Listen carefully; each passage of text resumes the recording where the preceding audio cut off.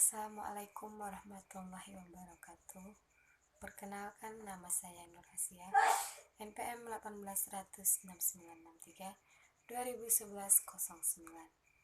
Prodi S1 Ilmu Administrasi Negara, reguler 2 semester 5, Kampus STIA Stistio Morokumo.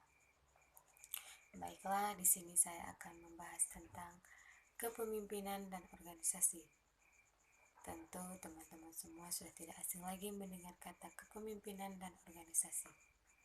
Kepemimpinan adalah kemampuan seorang pemimpin untuk memajukan sebuah organisasi atau kemampuan seorang pemimpin untuk membimbing orang lain atau bawahannya. Sedangkan organisasi adalah wadah atau tempat berkumpulnya orang-orang yang saling bekerja sama dalam mencapai satu tujuan bersama. Jadi, kepemimpinan dan organisasi itu saling berkaitan, saling bekerja sama satu sama lain dan tidak dapat dipisahkan. Di mana ada organisasi, pasti di situ ada kepemimpinan. Begitupun sebaliknya. Kepemimpinan tanpa organisasi maka hanya sebatas konseptual kepemimpinan. Konsep-konsep tersebut butuh tempat dalam pengaplikasiannya agar menjadi sebuah kepemimpinan yang efektif. Banyak orang bertanya, sejak kapan Anda mengenal organisasi dan sejak kapan Anda terlibat organisasi? Yaitu jawabannya, sejak kita dilahirkan di muka bumi ini. Mengapa demikian? Karena kita manusia itu hidup saling bergantungan. Kita manusia, kita tidak bisa hidup sendiri. Kita manusia hidup membutuhkan orang lain. Di saat kita dilahirkan itu kita juga sudah berorganisasi, dinamakan dengan organisasi persalinan, di mana di situ di saat kita dilahirkan atau di saat kita melahirkan itu kita membutuhkan orang lain. Kita tidak bisa melahirkan sendiri dan kita tidak bisa terlahir sendiri. Jadi di situ juga kita sudah berorganisasi. Kemudian di saat kita bersekolah juga kita berorganisasi, di mana kita dimasukkan ke sekolah oleh kedua orang tua kita. Di sekolah kita diajarkan, kita dididik. Di sekolah juga kita mengetahui mana yang baik dan mana yang buruk. Kita bisa membedakan mana yang harus diikuti dan mana yang tidak. Di sekolah itu dinamakan dengan organisasi pendidikan. Kemudian di saat meninggal pun kita juga berorganisasi, yaitu dinamakan dengan organisasi pemakaman, di mana kita tidak mungkin memakamkan diri kita yang sudah meninggal.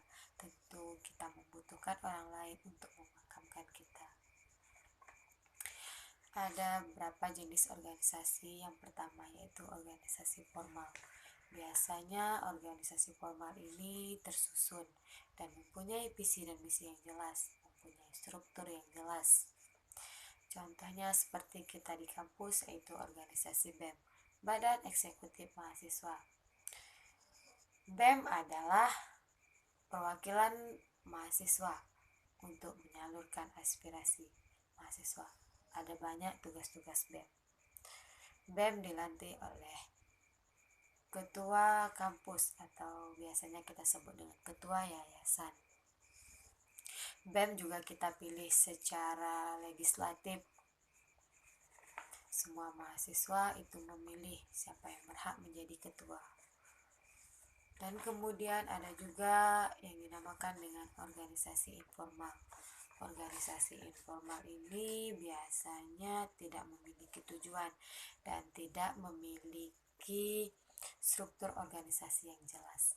Contohnya seperti kita di kampus, mahasiswa yang sedang duduk-duduk bersama, mahasiswa yang sedang ngobrol, mahasiswa yang sedang berdiskusi, yang menceritakan sesuatu, mahasiswa yang sedang bergosip ria di kampus, di halaman taman kampus, itu dinamakan dengan organisasi informal.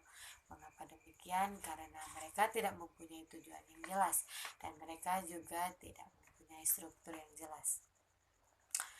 Dan kepemimpinan dalam organisasi adalah sebuah proses di mana seorang pemimpin mempengaruhi dan memberikan contoh kepada pengikutnya dalam upaya mencapai tujuan organisasi. Jadi sudah jelas, di dalam sebuah organisasi yang paling terpenting yaitu pemimpin. Seorang pemimpin yang baik akan menghasilkan organisasi yang baik pula. Jadi seorang pemimpin itu harus mempunyai sifat-sifat yang baik. Seperti contohnya pemimpin harus mempunyai sifat yang energik. Energik di sini yaitu seorang pemimpin harus mempunyai gairah kerja yang tinggi supaya para bawahannya bisa mengikuti. Kemudian seorang pemimpin juga harus mempunyai kecerdasan. Kecerdasan ini sangat penting karena jika suatu organisasi dipimpin oleh orang yang bodoh, maka organisasi tersebut tidak akan berhasil. Begitupun sebaliknya. Dan seorang pemimpin juga harus bersikap dewasa. Dewasa dalam artian dapat mengendalikan emosi. Emosi di sini ada emosi positif dan ada pula emosi negatif. Emosi positif itu tergantung, dituangkan dengan hal-hal yang baik maka akan bersifat positif. Jika dituangkan ke dalam hal-hal yang buruk maka akan bersifat negatif atau emosional. Dan pemimpin juga harus mempunyai keyakinan diri.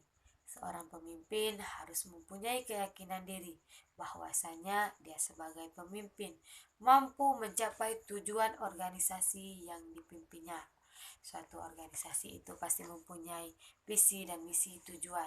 Jadi seorang pemimpin itu kita harus mengetahui apa tujuan utama kita dalam sebuah organisasi.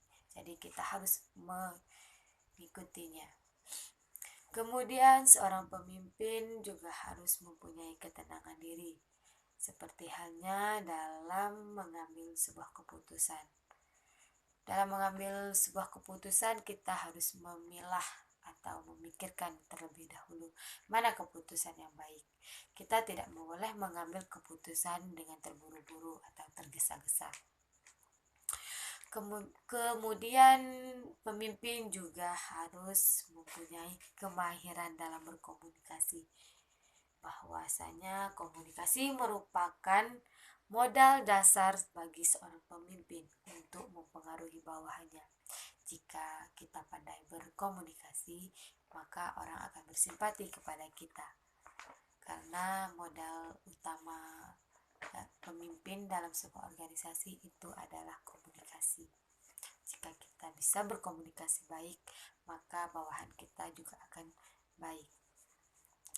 Kemudian seorang pemimpin harus menjalin kedekatan dengan para anggota atau bawahannya dan memberikan semangat serta motivasi.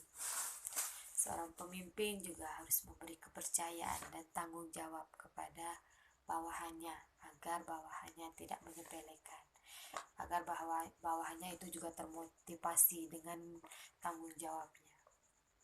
Baiklah, sekian yang dapat saya sampaikan, semoga bermanfaat bagi teman-teman semua. Saya tutup dengan wabillahi taufiq wal hidayah. Wassalamualaikum warahmatullahi wabarakatuh.